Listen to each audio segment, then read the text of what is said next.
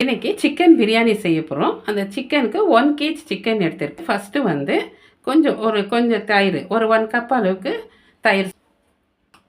Next கொஞ்சம் மஞ்சள்தூள் போட்டுக்கலாம், கொஞ்சம் மிளகாய்த்தூள், இஞ்சி பூண்டு பேஸ்ட் வந்து கொஞ்சம் சால்ட்டு இது சேர்த்துட்டு நம்ம நல்லா மிக்ஸ் பண்ணி இது நல்லா மேரினேட் பண்ணட்டும். ஒரு 1/2 hour இல்லாட்டி ஒரு 15 minutes அவ்வளோ நீங்கள் வந்து மேரினேட் பண்ணால் போதும். இப்போ நல்லா இது வந்து மிக்ஸ் பண்ணியாச்சு. இப்போ வந்து ஒரு 15 minutes வந்து அது நல்லா ஊறட்டும். நம்ம அப்படியே வச்சுட்டு பிரியாணி செய்கிறதுக்கு ஆயில் சேர்த்துக்கலாம்.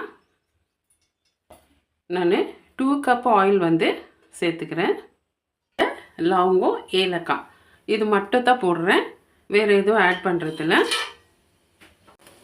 நெக்ஸ்ட்டு ஆனியன் சேர்த்துக்கலாம். மிளகு கொஞ்சம், பச்சை மிளகாய் ஒரு 4 பச்சை மிளகாய் எடுத்துகிட்டு இது கூட ஆட் பண்ணிக்கலாம்.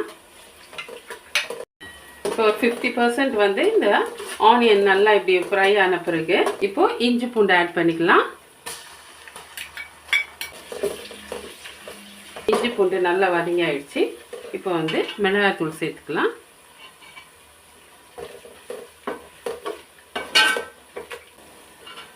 மிளகாய்த்தூள் ஆன பிறகு இந்த தக்காளி வந்து நல்லா வந்து மிக்சியில் போட்டு அரைச்சி வச்சுருக்குறோம், அது ஊற்றிக்கலாம்.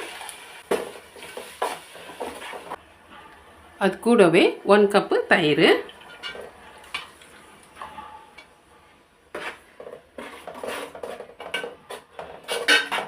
பச்சை வாசனை போகிற வரைக்கும் கொஞ்சம் நல்லா அதை அப்படியே விட்டுடலாம். ஸ்டவ் மேலே வந்து நம்ம அரிசி வந்து ஒரு 15 minutes ஊற வச்சுருக்குறோம்.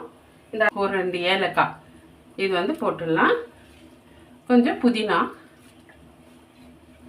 கொஞ்சம் கொத்தமல்லி, இதில் வந்து இப்போ ரைஸ் போட்டுடலாம்.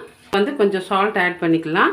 நம்ம ஏற்கனவே ரைஸில் வந்து சால்ட் ஆட் பண்ணியிருக்கிறதுனால கொஞ்சம் கம்மியாக போட்டுக்கணும். இதில் போட்டுக்கலாம்.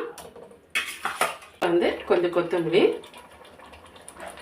கொஞ்சம் புதினா, இதுலேருந்து கொஞ்சம் மசாலையை வந்து எடுத்துக்கலாம். கொஞ்சம் எடுத்துட்டு இப்போது இந்த ரைஸ் வந்து ஒரு 3/4 குக்காக இருக்குது, அவ்வளோ ரைஸ் வந்து இதில் போட்டுக்கலாம். இந்த எடுத்து வச்சு இந்த மசாலாவை வந்து இது மேலே ஆட் பண்ணி ஒரு மூடி போட்டு அப்படியே தம்மில் விட்டுடலாம். இப்போ ஒரு தவா இப்படி கீழே அதை வச்சுட்டு இப்போது பிரியாணி ரெடி ஆயிடுச்சு. பிரியாணி நல்லா ரெடி ஆயிடுச்சு.